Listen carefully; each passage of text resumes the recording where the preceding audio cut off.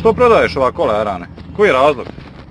Odmah da ti kažem iskreno koji je razlog. Razlog je najveći, znači, što odlazim u inostranstvo. Razlog prodaje odlazak inostranstvo. Znači, ja prodam ova kola, odu u Njemačku prat šupke. A još jedan razlog je, znači, što se s ovim kolima ne može izmoć. Ne može se izmoć s kvarovima, znači, s popravka. Uvijek nešto fali. Svaki mjesec ili fali vode za brisače, ili treba naduvat gume, ili treba oprat kola usta, svaki mjesec nešto. Jebem mu ja, mater mu jebem, više ne mogu nikako. Aha. A kakav je mjenjač? Mjenjač je Abschläger multicontrol, šetan control. Znači, imaš normalni mjenjač, a imaš nenormalni mjenjač. Ovdje imaš šetan, znači kad ubaciš u njega. Ovo vozilo ima 240 ždrijebaca, pod hobom nisu konji, nego su mladi ždrijebci. Znači, kad se ubaci u šetan, ima mala robotska ruka. I sve od te konje namaže po šupku faronkom. I kako ih namaže po šupku faronkom, oni polude totalno, kada su nagrajsali. Ja sam na 2 mjesta zgužvao asfalt, znači kad sam ubacio ovaj šetan, ja ne smijem nikako da mećem ovdje. Moram kakve krpe uzeti, upad za mjenjač i onda ga gun tako. To je katastrofa Božja. To se ne smije pipat. To se samo kad se iđe u Njemačku onda se uključi taj, znači da može se trka po putu. Ovo nije normalno.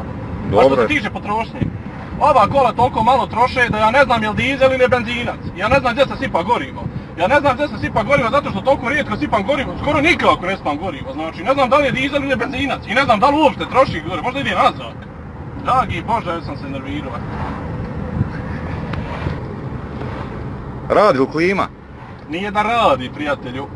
Klima radi kod evo hladnjača, znači možeš voće poredati ovdje, otići na pijacu i voće prodavati. Ovdje je frižder, možeš piće prodavati. Tamo je frižder, možeš piće ubaciti i prodavati piće. Su ovog 2 marke na koridoru na pijaci, znači što se tiče klime, ja kad pojačam na max, meni se majica zavrati koliko puše ventilator. To je ventilatora sa svih strana.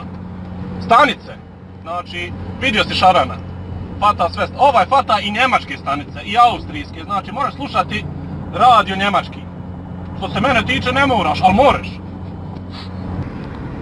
Je li tehnički ispravan i dokad je registrovan? Prijatelju moj, ova kola su tehnički ispravna, a ja imam papir, znači na tehničkom, odem s tim papirom, znači da nema kočnica nikako, ja provozim s tim papirom, sam pokažem taj papir, dam i provozim. Ja vozim 200 ova kola po putu, čovječe, mene policija zaustavi, viče što voziš, toliko je normalna. Na njima viče, imam papir ljudi da vozim 200.